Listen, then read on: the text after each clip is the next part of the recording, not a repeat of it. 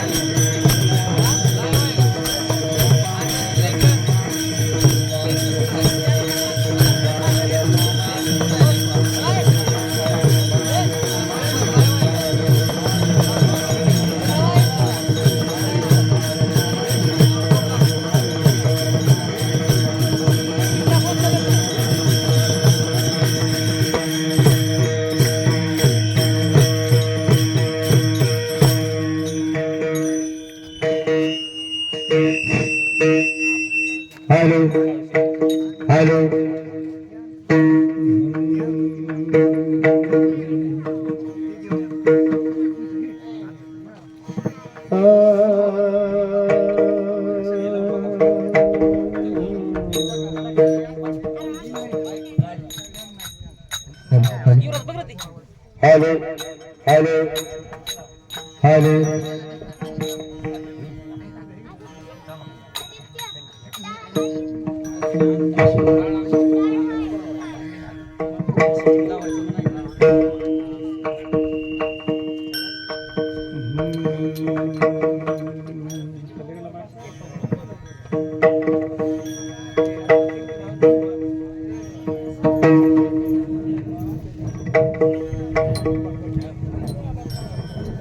भावे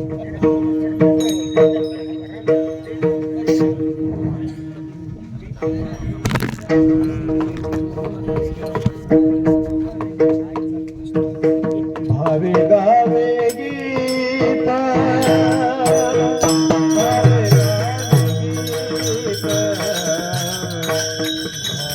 भावे गावे गीत भावे गावे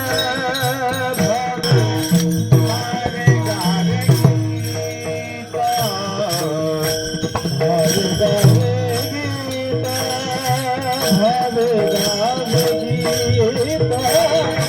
भावे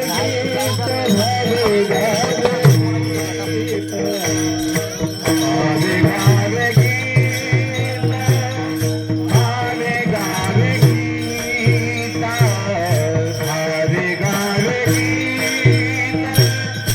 भावे गावे गीत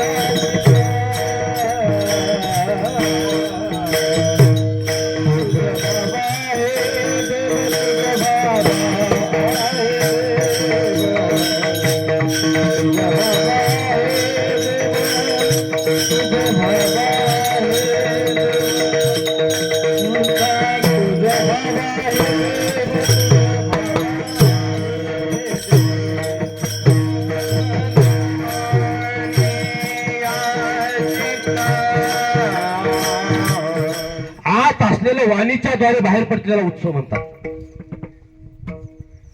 व्यावहारिक उदाहरण जर पाहिलं, चुलीवर दूध ठेवलं आणि त्या दुधाकडे जर लक्ष नाही दिलं तर काय होतं बाबा? उतू जात. आत असलेलं बाहेर निघतं ते कधी कधी वाणीच्या बाहेर निघतं, कधी कधी कर्माच्या द्वारे बाहेर निघतं आणि कधी कधी ते आनंदाच्या द्वारे बाहेर निघत असतं. जे आनंदाच्या द्वारे बाहेर निघत असतं, कर्माच्या द्वारे बाहेर निघत असतं, त्याला उत्सव म्हणतात. हा 10 दिवसाचा गणपती उत्सव आहे. एवढं करून चालत नाही. त्या गणपतीची अर्थात गणेशाची आपल्याला प्रार्थना करावी लागणार आहे आणि तो देव आपला करावा लागणार आहे. त्याच्याकरता वर्म काय? तुकोबरे म्हणतात, भावे गावे गीत शुद्ध करून या चित्त शुद्ध अंतकरणाने, भावयुक्त अंतकरणाने त्याचं जर भजन केलं, निश्चित देवाची प्राप्ती आपल्याला झाल्याशिवाय राहणार नाही. तुझं व्हावा आहे देव तरी हा सुलभ पाव. काहीने प्रश्न विचारला, महाराज हे भाव आणि देवन भजन कीर्तन अमुक काय आहे आम्हाला भानगडी कळत नाही. आम्ही प्रापंचिक माणसं आहे. भजन पूजन स्वर लागणं अमुक तमुक ही आमच्या खात्यामध्ये बसत नाही. आणि आम्हाला जर देवाची प्राप्ती करून घ्यायची असेल तर एखाद्या वर्म दुसरा आहे का? तुकोबरे म्हणतात, अनेकाचे कानी गुणदोष मनाना आणि दुसऱ्याचे गुणदोष पाहू नका. हे साधन अवलंबन केल्यानंतर सुद्धा भगवंताची प्राप्ती होते. तुझं व्हावा आहे देव तरी हा सुलभ पाव. परत तुकोबराने प्रश्न विचारला, महाराज आम्ही राजकारणी माणसे घेतले नाही. तुकोबराने प्रश्न विचारला असावं, दुसऱ्याचे गुणदोष काढल्याशी आम्हाला अजिबात करमत नाही. आणि या दृष्टिकोनातून जर देवाची प्राप्ती होत असेल तर हा उपाय आम्हाला मान्य नाही. तुमच्याकडे एखादा दुसरा उपाय आहे का? तुकोबरे म्हणतात, मस्तक ठिंगणा करी संताच्या चरणा किंवा हरी प्राप्तीशी उपाय धरावे संताचे. ती देवाच्या प्राप्ती करता संताच्या पायावर नतमस्तक व्हा, संताची संगती करा, निश्चित देवाची प्राप्ती होईल. महाराज कुठेच संत नाहीच असं म्हटलं तरी चालेल, कारण का भेट दुर्लभ आहे, बहु अवघड आहे. संत भेटी, संताची भेट होत नाही. आणि देवाची प्राप्ती तर संताच्या माध्यमातून आहे. महाराज देवाची प्राप्ती करताना संताची प्राप्ती व्हायला पाहिजे. संत आम्हाला कळत नाहीत, कळत ते ओळखले येत नाहीत आणि ओळखले तर त्यांची प्राप्ती, त्यांचा अनुग्रह आम्हाला होत नाही. मग आम्हाला देवापासून आम्ही परावृत्त आहोत. काय करावं लागेल? तो तुकोबरे म्हणतात, वेचिते वचन जेणे राहे समाधान. दुसऱ्याच्या चित्ताला समाधान वाटेल असं बोला, जेणेकरून देवाची प्राप्ती. तुझं व्हावा आहे देव तरी हा सुलभ पाव.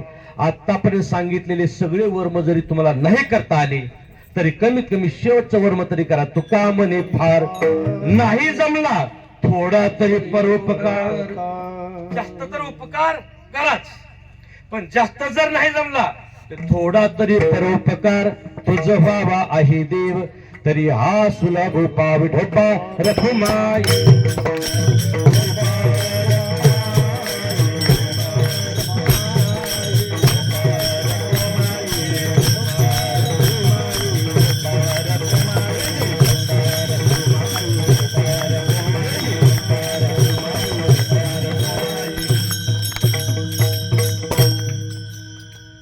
जगताकडे आपण बारकाईने लक्ष दिलं, बारकाईने जर आपण चिंतन केलं तर एक गोष्ट आपल्या लक्षात आल्याशिवाय राहणार नाही.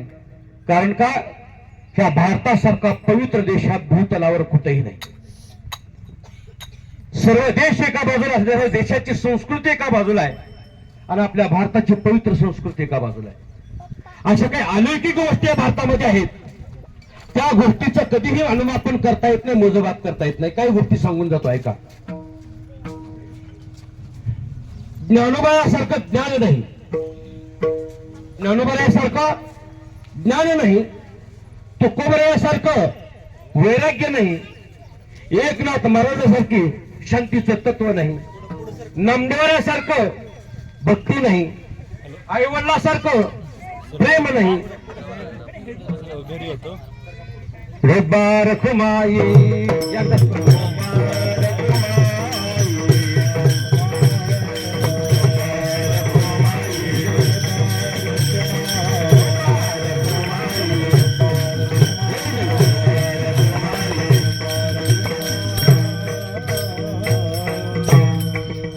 गंधर्वासारखं गायन नाही आबा, गंधर्वासारखं गायन नाही, इंद्रासारखा पकवाज वादक नाही, गरुडासारखी भरारी नाही, आई सारखं प्रेम नाही, बहिणीसारखी दया नाही, भावासारखा सका नाही आणि बापासारखा उपकार करणारा कोणी नाही. महाराष्ट्रासारखा देश नाही, महाराष्ट्रासारखं राज्य नाही, पंढरपूर सारखं दैवत नाही, चंद्रभाषेसारखं तीर्थ नाही आणि इथं बसलेल्या एकासारखा एक माणूस हा मला दिसला नाही. सगळीच्या सगळे वेगळेच ही सगळी माणसं आहेत. ऐका, महाराष्ट्रासारखा राष्ट्र नाही आणि ह्या हिंदू सारखी संस्कृती ह्या जगामध्ये फारसा पडली नाही. एक जाताना आणखीन बोलून जातो, मराठ्यासारखा झगडणारा, मराठ्यासाठी झगडणारा, सर्वस्व पणाला लावणारा जरांग्यासारखा आंदोलक आणखीन झाला नाही. जरांगे पाटलासारखा आंदोलक आणखीन कुणी झाला नाही. ते आपल्या पासून देव आहेत, देव. हे अलौकिक अशा घटना येतात, पण ह्याच्यामध्ये हे अजून चालत नाही. ह्याच्याकरता ह्या मनुष्य जीवाला काही तत्व दिलेले आहेत. पहिलं तत्व आहे संतांची प्राप्ती व्हायला पाहिजे आणि देवाची प्राप्ती व्हायलाच पाहिजे.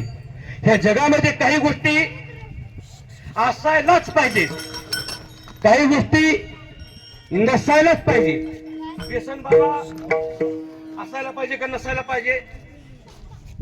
व्यसन हे नसायला पाहिजे. देवाची प्राप्ती हे जीवनामध्ये असायलाच पाहिजे. काही गोष्टी असायलाच पाहिजे आणि काही गोष्टी जीवनामध्ये नसल्या तरी चालेल. बाबा लहान मुलं बसलीत पुढं, सकाळी शाळेला जात असताना डबा बरोबर घेता का नाही? नेताना डबा बरोबर घेत असताना चॉकलेट बरोबर नेता का नाही? गरज आहे का नाही? तशी काय विशेष काही गरज नाही.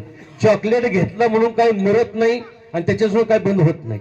परंतु जेवण असायलाच पाहिजे, जीवनाला पाणी असायलाच पाहिजे. त्याप्रमाणे या जीवनाला जर जगताचा उद्धार करायचा, जीवनाचा उद्धार करायचा असेल तर या जीवनामध्ये देवाची प्राप्ती असायलाच पाहिजे. म्हणून आज तुकोबरे आग्रहानं आपल्याला उपदेश करतात. उपदेश कुणाला करतात? दुसरा प्रश्न निर्माण होतो, उपदेश कुणाला करतात? काही लोकांना उपदेश करण्याच्या भानगडीत पडू नये आणि काही लोकांना उपदेश केल्याशिवाय राहू नये. जे देवाला मानत नाही त्यांना उपदेश करायची गरजच नाही. नाथ महाराजांच्या हरिपाठामध्ये एक चरण फार सुंदर आलेलं आहे. क्रोधी अविश्वासी त्याशी बोध कैसा. काय लिहिलंय महाराजांनी? क्रोधी अविश्वासी त्याशी बोध कैसा आणि व्यर्थ आपली वाचा शिनवू नये. त्यांना सांगण्याच्या भानगडीत पडू नये. आणि काहींना सांगितल्याशिवाय राहू नये. आंधळा जर रस्त्याने जात असला आणि खड्ड्यात जर पडत असला तर सांगावं का सांगू नये? विचारले का आपल्याला त्यांनी? न विचारता सुद्धा सांगण्याचा प्रयत्न करावा. कारण का तिथं म्हणजे उपकाराची राशी आहे, तिथं उपकार आहे आपल्याकडं. काही लोकांना सांगण्याचा प्रयत्नच करू नये, काही लोकांना सांगितल्याशिवाय राहू नये, आणि काही लोकांना विचार करत असताना उपदेश करत असताना विचार करून उपदेश करावा.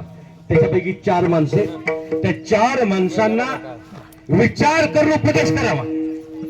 बारक माई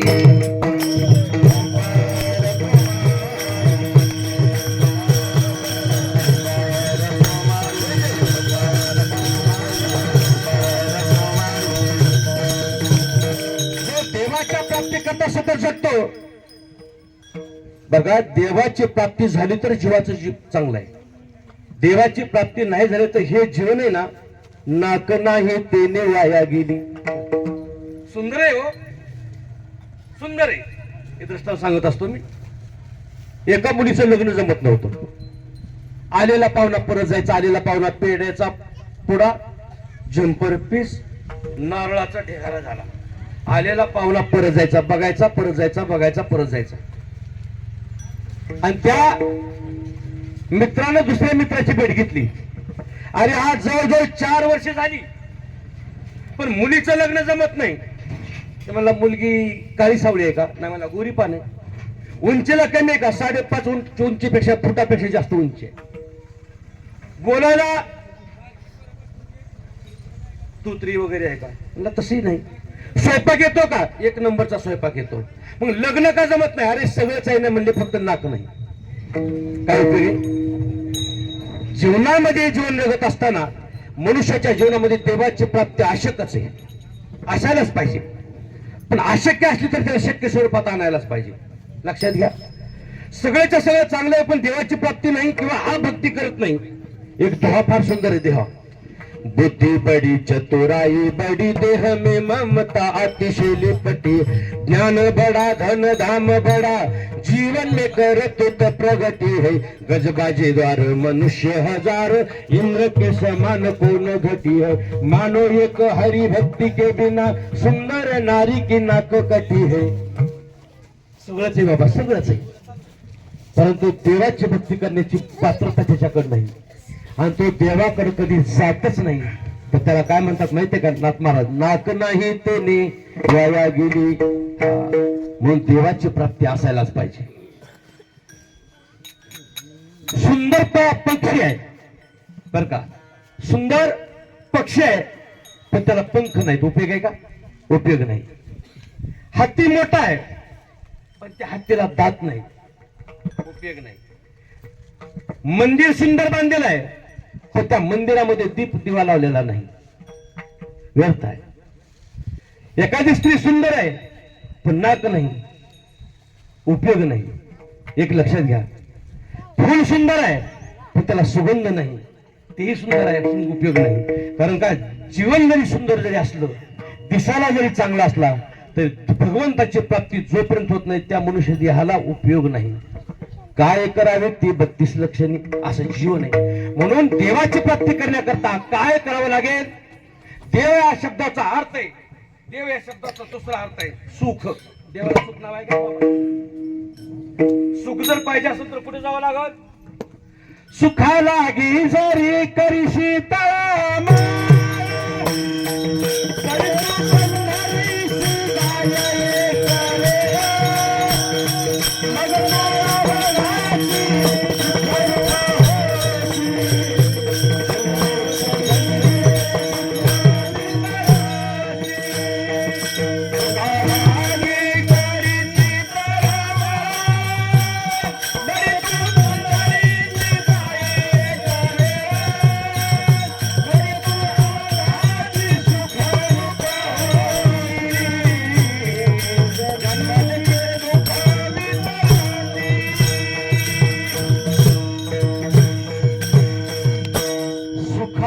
जरी करीशी तळमळ तरी तू पंढरीशी जाय एक वेळ. मग तू अवघाची सुखरूप होशी, जन्मजन्मीचे दुःख विसरशी. सुखाची गरज आहे, पण जाऊ कुठं कळत नाही. हात वर करा कोणीतरी की मला महाराज सुख नकोय, मला दुःख पाहिजे म्हणून. सुख सगळ्यांनाच हवंय, पण मग आतापर्यंत एकही माणूस सुखी झालेला मी पाहिला नाही. हा सुखाची मागणी आतापर्यंत कोणी केली का? केली ना हो, एक जणांनी केली. कोणी केली? कुंतीने केली, कुंतीनं. देवा आमच्या जीवनामध्ये दुःख यावं, दुःख आलं की आम्ही तुझा धावा करतो, आणि तुझा धावा केल्याबरोबर तू आमच्या समोरून उभा राहतोस, आणि त्या निमित्तानं आम्हाला तुझं दर्शन होतं. सुखामध्ये दुःख मागून घेणारी कोणती होती? प्रत्येकाला सुखाची गरज आहे. इथून सुरुवात करू आपण. प्रत्येकाला सुखाची गरज आहे, पण आतापर्यंत एकही मनुष्य सुखी झालेला मी पाहिला नाही. दोहा सुंदर आहे, आमच्या कबीरदासचा दोहा आहे. जे देखे सो दुखिया बाबा, सुखिया कोई नहीं रे. राजा दुखिया प्रजा दुखिया, सुखिया कोई नहीं रे. जो देखे सो दुखिया बाबा, सुखिया कोई नाही. मला माहिती नसावं. दोन, ज्या ठिकाणी सुख आहे त्या ठिकाणी तो मनुष्य जाण्याचा प्रयत्न करीत नसावा. आणि तीन, सुख कशाला म्हणतात हेच त्याला माहिती नसावं. तीन कारणे. नशिबाचं सुख नसेल तर सुख प्राप्त होईल का? प्रमाणानं तुकोबऱ्यांच्या सिद्ध करून दाखील. आप प्रारब्ध हाती जन, सुखशी न पावत से, सुखशी न पावत से, सुखशी न पावत से. सुख किंवा दुःख हे माणसाच्या प्रारब्धावर अवलंबून आहे. एखादा मनुष्य विचार करतो ते फार सुखी आहे, त्याचं प्रारब्ध चांगलं आहे. आणि एखादा म्हणतो मी वारी बुडवत नाही, सत्तेत पंक्ती घालतो, महाराज घरीच देवाला बोलावतो, सप्त्यामध्ये विना घेतो, पालखी वारीमध्ये पंगत घालतो, पायी वारी करतो, मग दुःख माझ्याच वाट्याला काय यावं. बाबा रे, हे आताचं गबाळ नाही, पाठीमागचं गबाळ आहे. हे तुला भोगावंच लागणार आहे. हा, नशिबाचं सुख नसेल तर प्राप्त होणार नाही. बघा, राजा हरिश्चंद्राच्या स्वप्नामध्ये विश्वामित्रजी आले आणि काय मागून घेतलं? राज्य मागून घेतलं. मी तुम्हाला प्रश्न विचारतो, स्वप्न खरं असतं का खोटं असतं? खोट खोटं म्हणता का खरं म्हणता? म्हणजे खोटं बोलता का खरं बोलता असं म्हणू. स्वप्न खरं का खोटं? स्वप्न खरंही असतं, स्वप्न खोटंही असतं, दोन्ही बोलून सांगू. तुम्ही जर खोटं म्हणला तर तुकोबऱ्यांना माघ शुद्ध दशमी दिवशी रात्री स्वप्नामध्ये साक्षात्कार झाला. खरं का खोटं? हो खरं. आणि एका माणसाला स्वप्न पडलं पहाटे 5:30 वाजता 5,000चा बंडल स्वप्नामध्ये आला, ते स्वप्नात मोजत होतो. खरं का खोटं? कधी खोटं कधी खरं. नशीब राजाला स्वप्न पडलं आणि त्या स्वप्नामध्ये राजा भिकारी झाला. ते सगळं राज्य दान देऊन टाकलं. ते खरं होतं. स्वप्नामध्ये भिकारी झालेला राजा हरिश्चंद्र स्वप्नामध्ये भिकारी झाला. खरं म्हणजे त्याच्या प्रारब्धामध्ये सुख नव्हतं. पहिला कारण आहे. सुख जिथं असेल तिथं मनुष्य जाण्याचा प्रयत्न करीत नसावा. दुसरं कारण आहे, सुख ज्या ठिकाणी आहे त्या ठिकाणी मनुष्य जाण्याचा प्रयत्न करीत नसावा. आता एक चिंतन करा, प्रपंचामध्ये सुख आहे का? नाही. मग आहे आमच्या गाडीत जागा. भय वाटे परी नसते हा संसार. संसारामध्ये सुख नाही. मदाला स्वरूप आहे, मदाला स्वरूप. प्रपंचा माझे असते सुख, तरी का त्याजिते संकाधिक. घेत तितके केवळ दुःख परम सुखाय देती. 18 भार वनस्पती फुळे फुळे ओळती. 22 पोखरणी गंगे नदी वाहती. ज्या घरी कुलस्त्रिया राज्य राणी व संपत्ती. आणि हे सुख सांडून केवी वया कशी भीती. एवढं सुख असताना सुद्धा प्रपंचाचा त्याग केला. त्यांना माहित होतं प्रपंचामध्ये सुख अजिबात नाही. मग तो लहान असू द्या दुःखीच आहे, आणि मोठा असू द्या त्याला दुःख प्राप्त झाल्याशिवाय राहत नाही. माझा नेहमीचा दृष्टांत सांगतो. एका माणसानं, आमच्याकडे रविवारचा बाजार असतो दादा, रविवारचा बाजार. रविवारच्या बाजारा दिवशी त्या माणसानं काय केलं माहितीये का? दुकान टाकलं. दुकान त्यानं मनाशी विचार केला की जी वस्तू ज्याच्याकडे विकायला नाही ती वस्तू आपण विकायची. ती माळावर गेलं. जून महिन्यामध्ये नुकता पाऊस पडला होता. दगड उचलला की काय लागतो खाली? विंचू. त्यानं विंचूचं दुकान टाकलं. विंचू धरून आणले. नांगी लागला. दोरा बांधून असे गोव्याच्या पुढे जसे अडकवते तसे अडकवल्या. प्रत्येक माणूस याच्या म्हणलं बरेच दुकानं पाहिलेले पण हे विंचवाचं दुकान आजच पाहिले. दुसरा म्हणला अरे खेळणीत असते. लहान मुलाकरता खेळणीत असते. बघू म्हणले खरे का खोटे. ती जवळ गेली. हो बाबा हे विंचू खरे का खोटे? विकणारा म्हणला हात लावून बघा. मी कशाला सांगू म्हणला. बघा हात लावून खरं का खोटं ते कळत. ते म्हणजे विषयाची परीक्षा घ्यायला नको. किती रुपयाला दिले विंचू? त्यानं म्हणला 100 रुपयाला. लहान कितीला दिला? 100. त्याच्यापेक्षा लहान 100च. कोणताही घ्या 100च. अहो म्हणजे लहान 50ला द्या. त्याच्यापेक्षा लहान 25ला द्या. मोठ्याला 100 घ्या. तसं नाही म्हणलं. आकारावर जाऊ नका. सारखा दणकर सारखा ठणका. लहान जरी असला तरी दुःख देणार आहे आणि मोठा जरी असणार आहे दुःख देणार. त्याचं नाव आहे संसार. म्हणजे संसार माझी सुख नाही. सुख नाही कोठे आली या संसारी.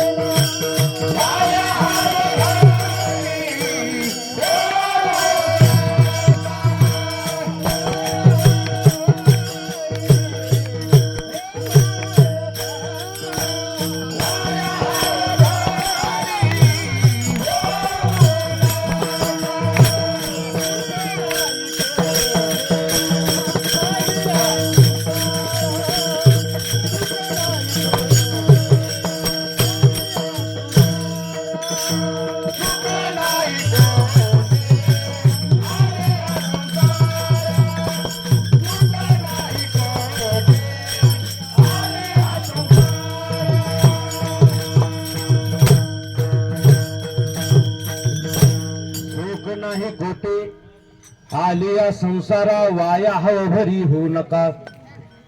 संसार दुःख मूळ चोहीकडे इंगळ. क्रांती नाही कोठे रात्रंदिवस तळमळ.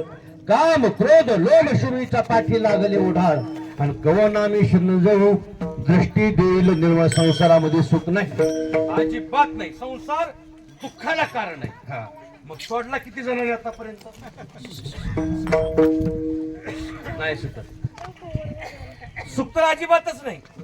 काय झालं माहितीये का? मराठवाड्यातला एक मनुष्य आला पश्चिम महाराष्ट्रामध्ये. मराठवाड्याला काम नाही म्हणून तर दुष्काळाची परिस्थिती जर जास्त. काम शोधण्याकरता एका बागायतांना बोललो, बाबा कुठल्या गावचं? मराठवाड्यातला. बर, का फिरताय? काम पाहिजे. काय करत होता आतापर्यंत? म्हणजे दार मोडायचं काम करायचो, मजुरीने जायचो. बर, काम मिळेल तुम्हाला. हो, काय हरकत नाही. आतापर्यंत तुम्हाला किती पैसे मिळायचे रोज?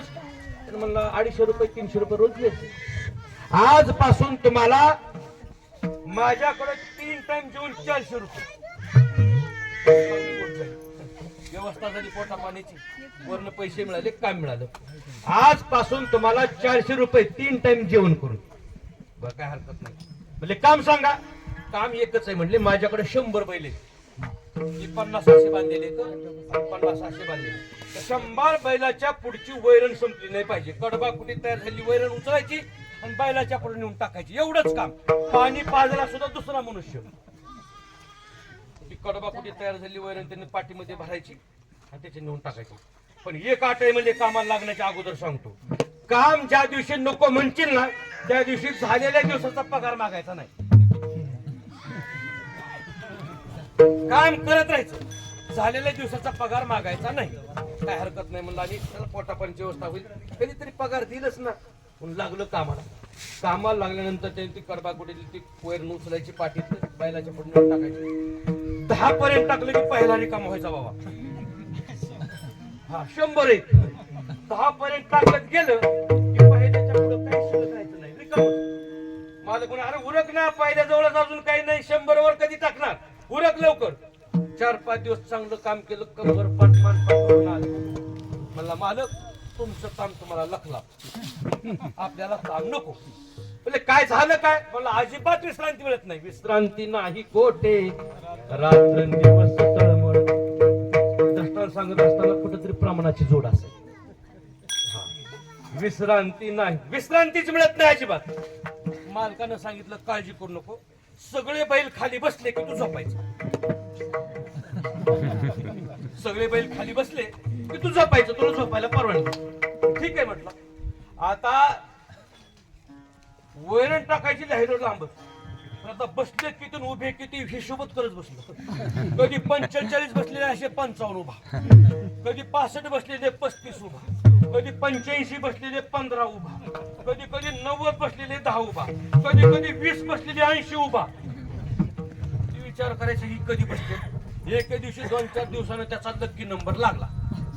99 खाली बसले, आपण 99. आणि एक पार्क होतं ती बसतच नव्हतं. त्याला म्हणलं आता मुरकीला धरून नेटानं खाली बसवतो, झोपायला रिकाम होतो. आणि त्यानं एका हातानं मुरकीला धरलं, एका हातानं त्याला खाली दाबलं. ती बसलं तर नाही, पण त्याच्या धडपडीमध्ये बाकीचे 10 उभे राहिले. कधी बसतील सगळे बैल खाली, कधीच बसत नाहीत. आणि कधी सुख मिळेल बाबा, कधीच होणार.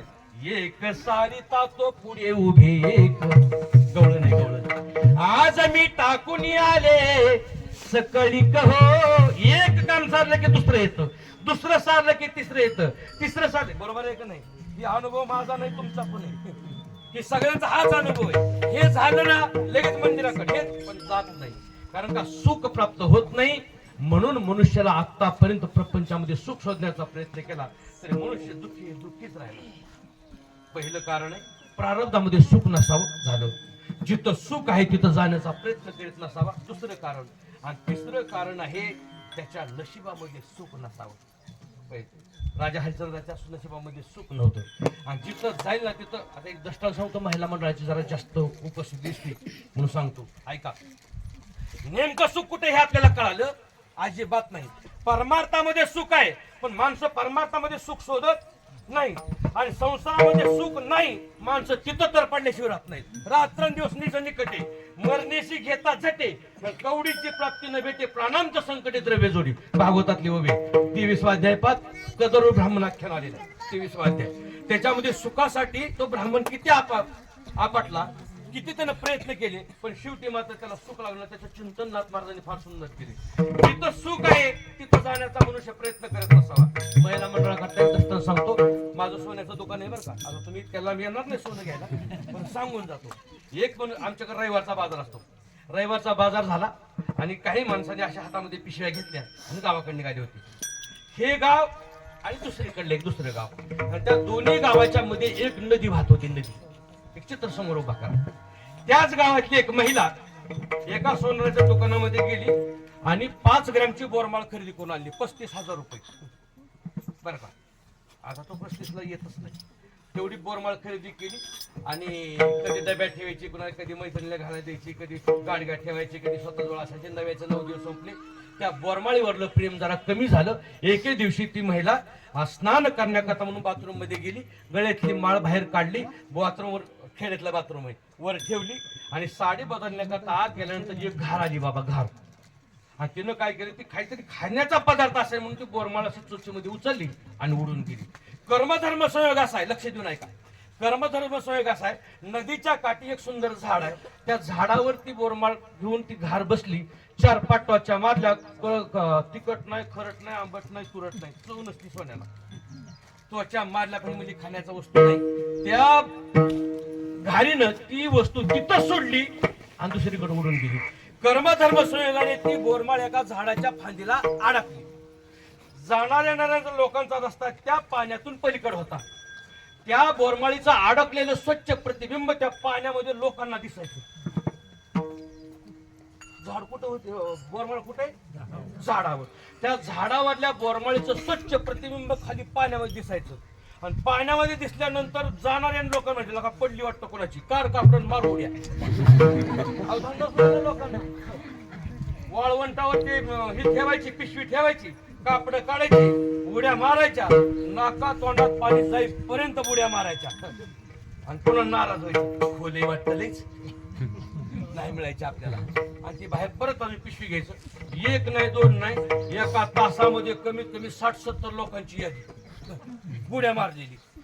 हे दृश्य एक जण लांबनं पाहत होता. मला आज काय पर्व कळाय का काय, प्रत्येक येतो म्हणला बुड्या मारतो जातो गावाकडे, प्रत्येक येतो बुड्या मारतो जातो गावाकडे. आपण सुद्धा आंघोळ करायला पाहिजे, पर्व कळाय. त्याने गुरं झाडाला बांधली आणि नदीच्या काठावर आला. कपडे काढून उडी मारणार इतक्यामध्ये त्याला ते स्वच्छ प्रतिबिंब बोरमाळीचं. मला ह्याच्यासाठी उड्या मारत होते का काय, पण मी पण नदी काठचा पट्ट्या एका बुडीमध्ये काढणार म्हणजे काढणार. त्यानं बुड्या 1 नाही मारल्या, 5-25 मारल्या, नाका तोंडात पाणी गेलं, पण बोरमाळ मिळाली नाही. वर येऊन वाळवंटात जाऊन डोक्याला हात लावून विचार करतो तर माझ्या अगोदर 50-60 लोक गेली. त्यांनी बुड्या मारल्या, मी बुड्या मारल्या, पण बोरमाळ काय मिळत नसल. त्यानं मनाशी विचार केला, ज्यांच्या ती बोरमाळ मिळत नाही त्या बोरमाळ पाण्यामध्ये नाही.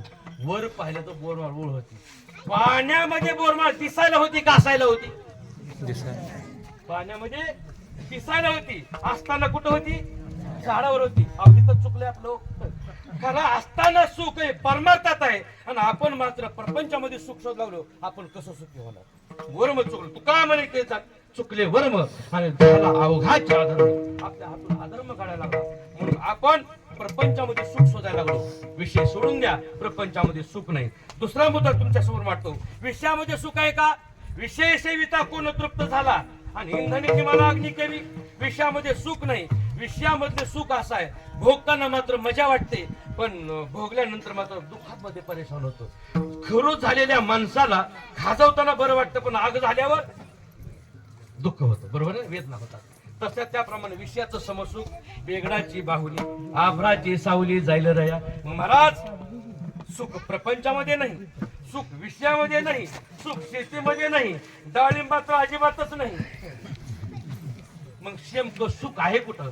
तुकोबरांनी सुखाचा पत्ता सांगितलाय. सुख या संता समागमी,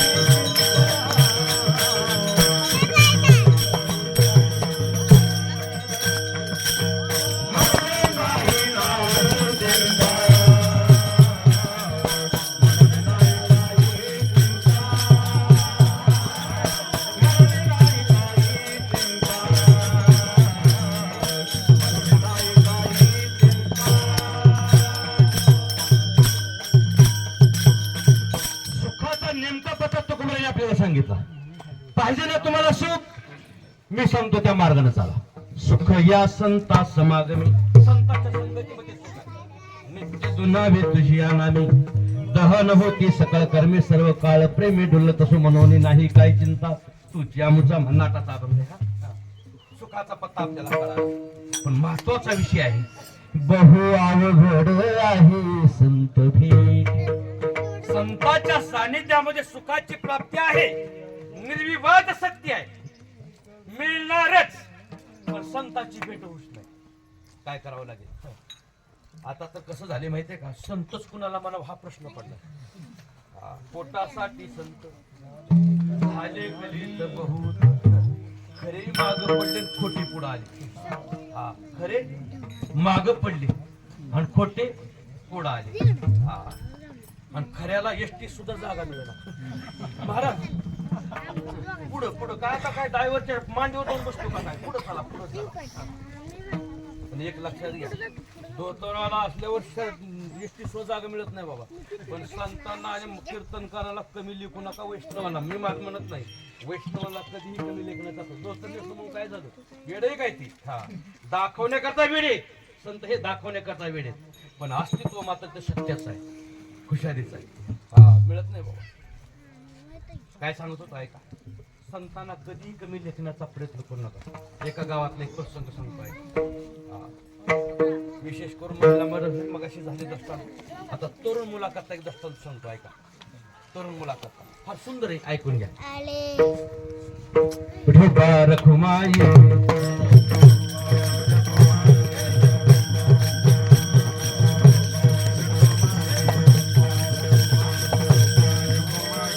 एका गावामध्ये एका मुलीचं एका राजकन्याचं स्वयंवर ठेवलं होतं बाबा. स्वयंवर संतांना कधीही कमी लेखू नका, स्वयंवर ठेवलं होतं.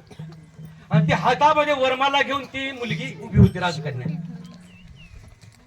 अट काय होती माहितीये का, अट 1 पासून 20 पर्यंत जो कोणी प्रत्येक आकडा माझ्या माग म्हणेल त्याच्याशी मी लग्न करणार, असं मुलीनं जाहीर केलं होतं. आता कॉलेज सुटलं, सगळी पोरं तिकडेच गेली. म्हणले कुठं पेड्याचा पुढा जंपरचा पीस करत बसतो, चल. लागला तर लागला नंबर. अगोदर तर म्हणले वाय, चल लागला तर लागला नंबर. कॉलेजचे सगळे पोरं तिकडे सुटली.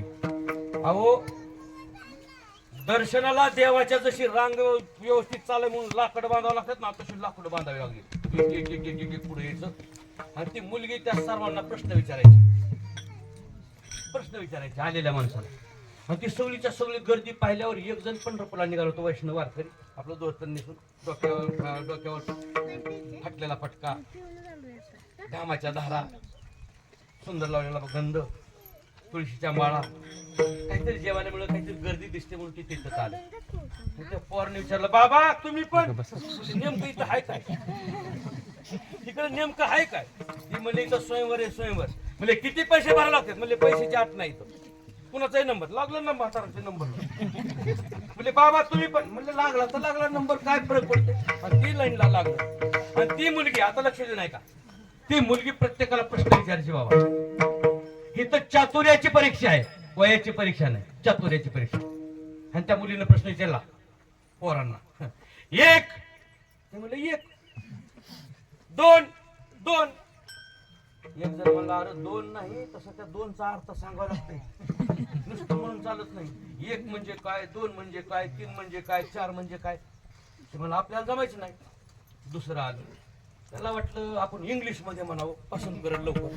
एक ते म्हणलं वन, ते म्हणले दोन टू, चार पण म्हणले त्याला नापास करून टाक. तिसरं जवळ आलं, ती कर्नाटक मधून आलं होतं, मला आपली आपली भाषा वापरावी, पसंत पडलं तर पडलं.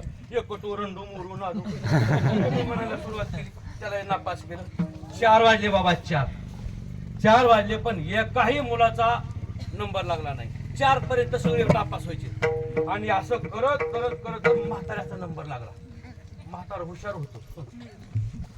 बाबा वयाच्या आत नाही, चातुर्याच्या आत आहे. तुम्ही फक्त प्रश्नाचं उत्तर द्या, मी तुमच्या बरोबर लग्न करणार. विचार बाई प्रश्न. आणि त्या म्हाताऱ्या बाबांना त्या मुलीनं प्रश्न विचारला, बाबा एक. म्हाताऱ्यानं सांगितलं एक म्हणजे ब्रह्म आहे. लक्ष देऊन ऐकताय ना, एक म्हणजे ब्रह्म आहे. बाबा दोन, ब्रह्माला जोडून माया आहे. बरोबर आहे, ब्रह्माला जोडून माया आहे. बाबा 3 काय, 3 गुण आहेत, रजतम आणि सत्व. बाबा 4 काय, 4 वेद. 5 काय, पंचम स्वर. 5 पंचमहाभूत.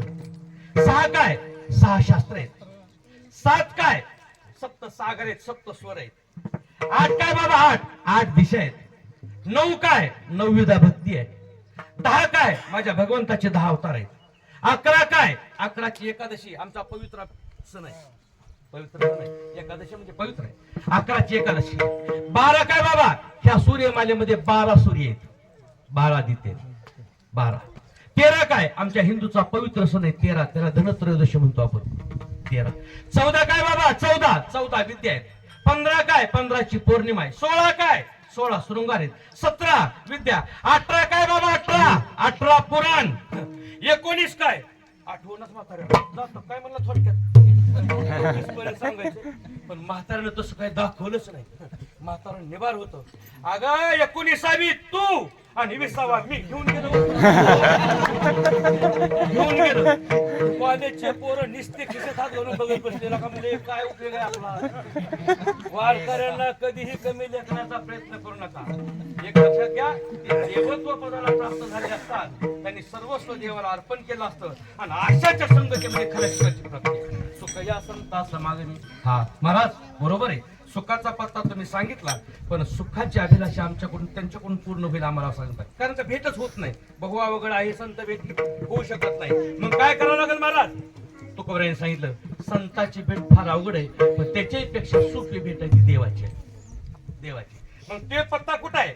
सुखाचा सागर उभा विठेवर. पंढरपूरला जा. सुखाचा सागर उभा विठेवर, कृपादान करी तोची एक चित्त करू विठोबाचे पायी. ये नवीन नाही चाडामा. बाबा हा अभंग 100 चरणाचा आहे. 100 चरणाचा. ये नवीन नाही चाडामा, आम्हास विश्वास त्याच्या नामाचा. म्हणून वाचा घोष करू हरिकथा सुखाची समाधी. ये नवीन बुद्धी दुष्ट नाशे, नाशे संसार लोभ मोह माया.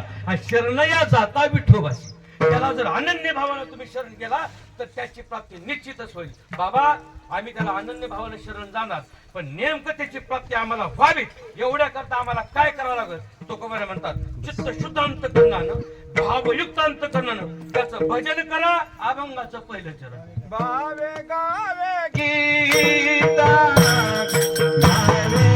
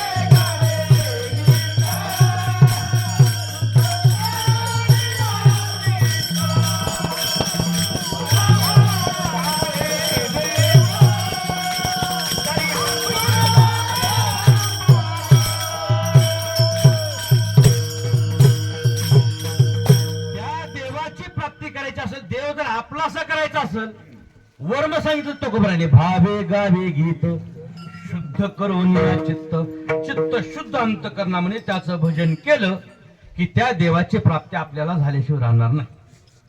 पहिला शब्द वापरलाय तुकोबरांनी, भावे. देवाला काहीच लागत नाही, काही न लगे एक भावची कारण. तुका म्हणे विठोबाची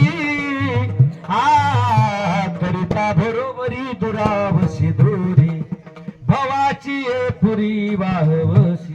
देवाला काहीच आवडत नाही. देवा कारणे भाव तस्मा. दुसरं प्रमाण सांगतो, द्यावे न लगे फार सेवित झाले एक चित्त तरी बहुत.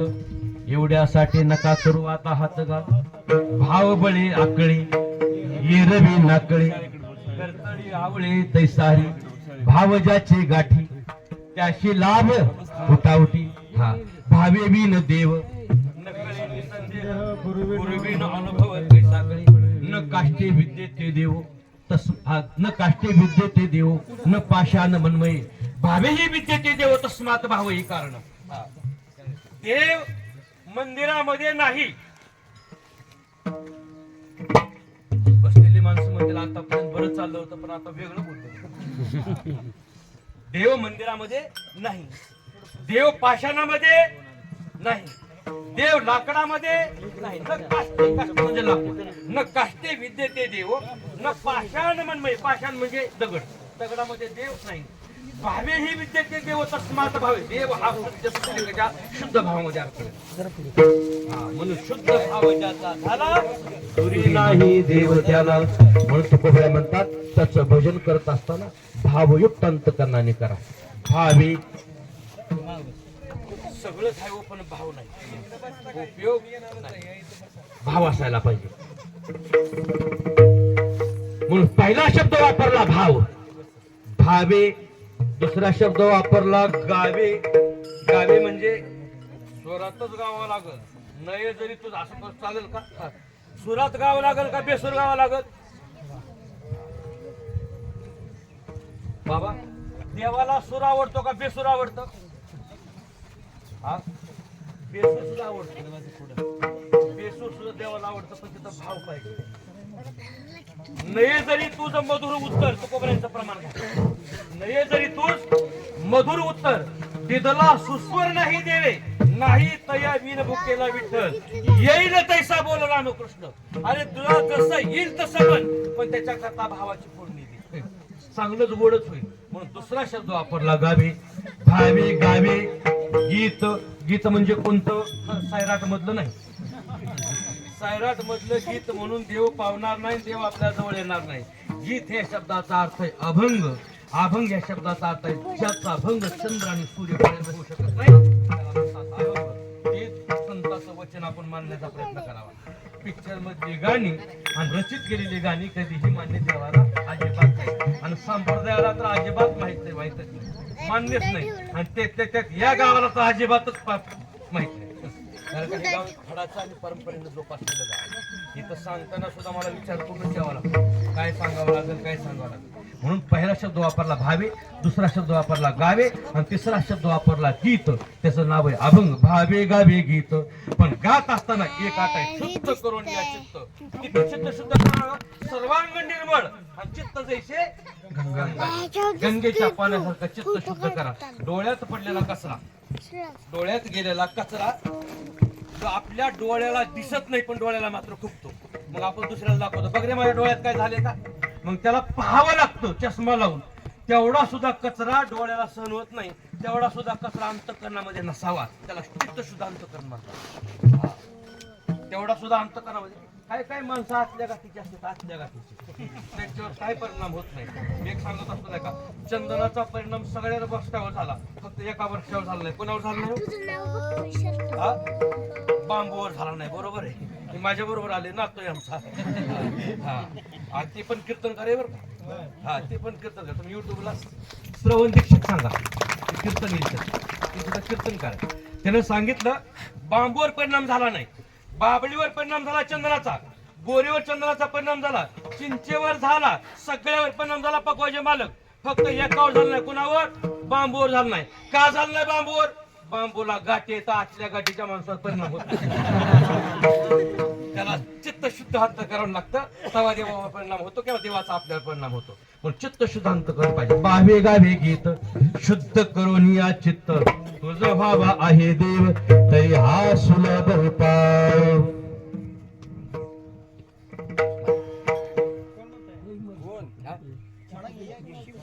हा चालेल.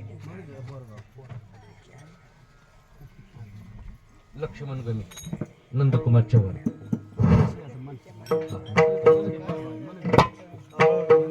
भार गावे गीत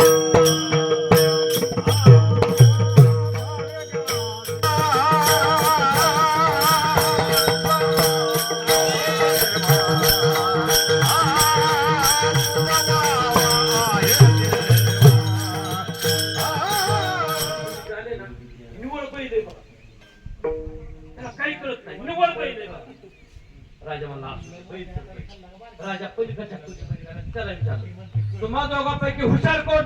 मला मी हुशार असं म्हणत नाही, माझ्या बरोबर तिकडच्या खोलीचं निवड गाढ होय बघा. ती त्याला बैल म्हणतो, ही त्याला गाढ म्हणतात. म्हणजे काही का असे ना सकाळी जेवण केलं, दोघांना रांगोळी काढली, पाठीवर ठेवली आणि दोघांना समोरासमोर बसवली आणि आतून ताट वाढूनच आतून आणली, त्या ताटावरून माल झाकलेली. पुंडलिकावरती झाली असेवानी पाणी फिरल्याशी देवाला सुरुवात करायची नाही, झाकलेला रुमाल काढायचा नाही. हात ठेवली आणि पुंडलिकावरती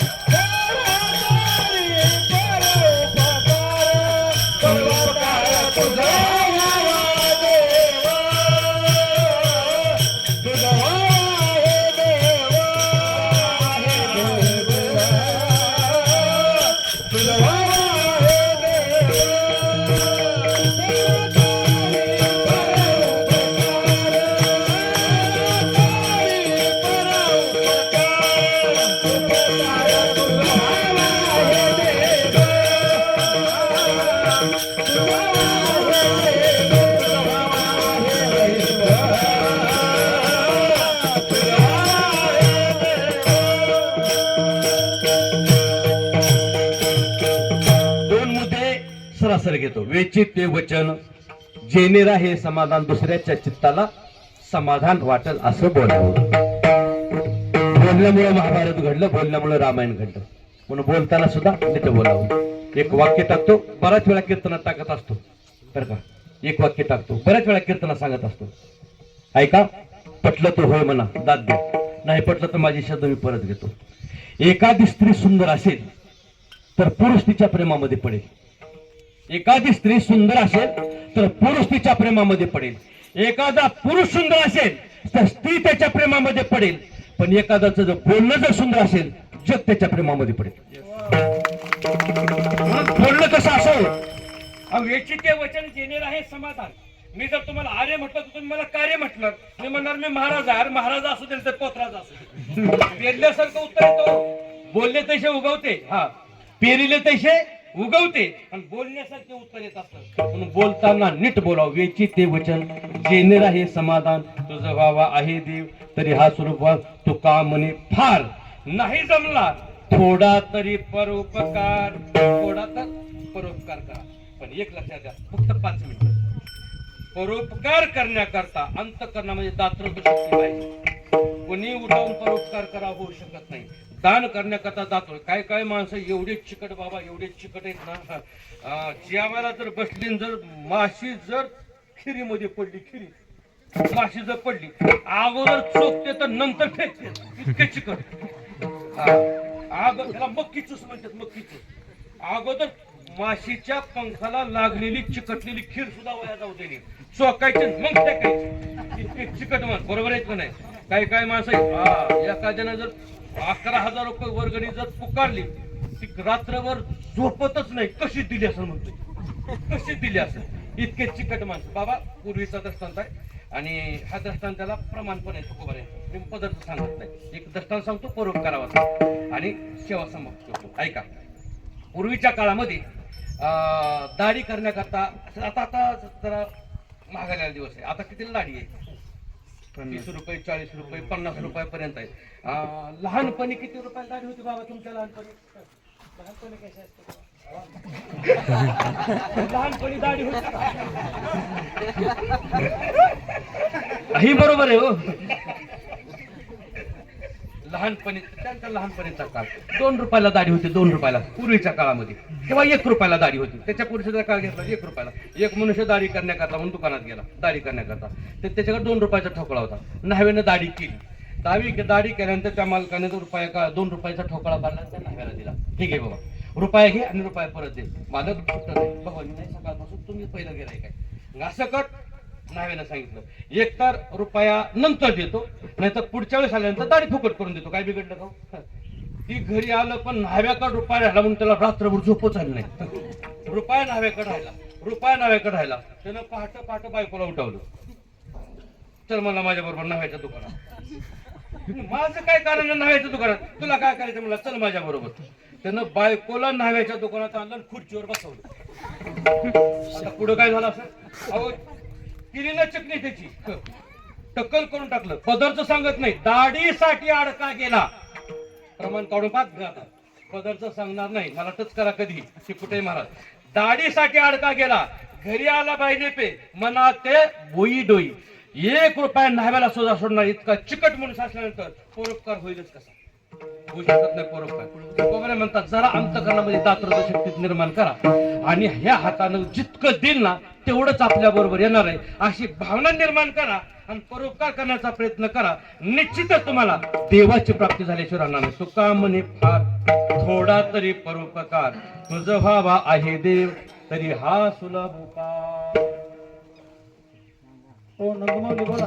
खडक्यांना तुम्ही तिघं पण इकडे या. खडक्यांना या गे. नंदुमावली या.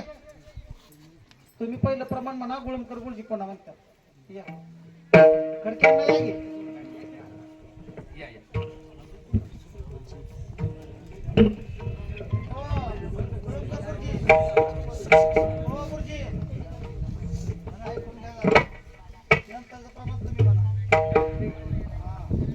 तुका म्हणे फार, तुका म्हणे फार, तुका म्हणे फार, तुका म्हणे फार,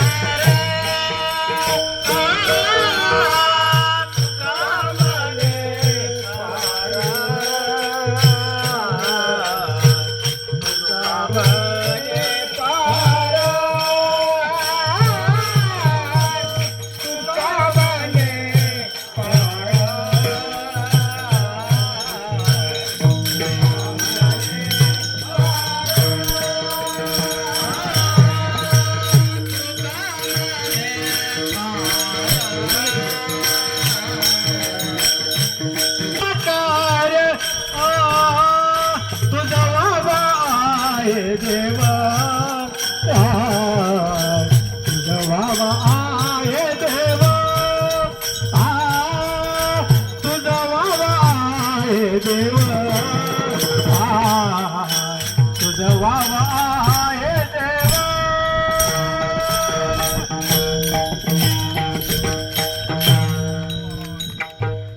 तुझ्या वावा देवा, तुझ्या वावा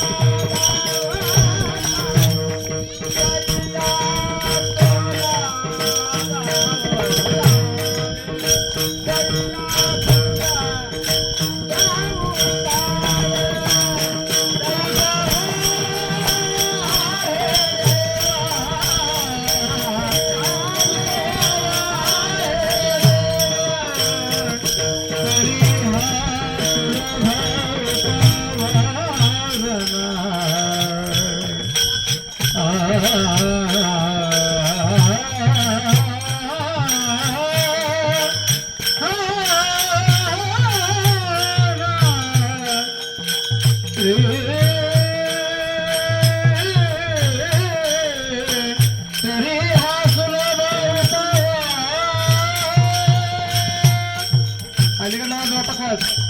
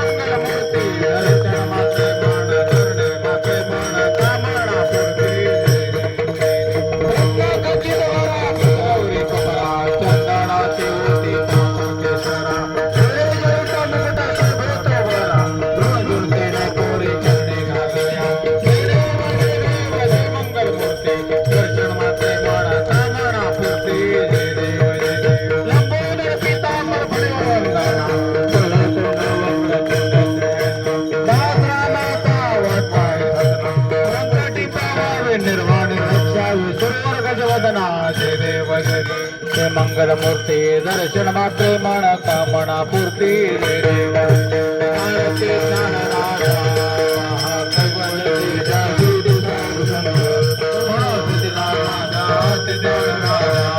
लोकल ज्ञान जगी तारण त्रिगुणी अवतार करून नाव ठेवले ज्ञान आत ज्ञानराजा महाकैवल्य जागी मनोविदला माझा प्रगट मागे नाग मागे नारायण नामा करी मरे पुढे पुढे कुमार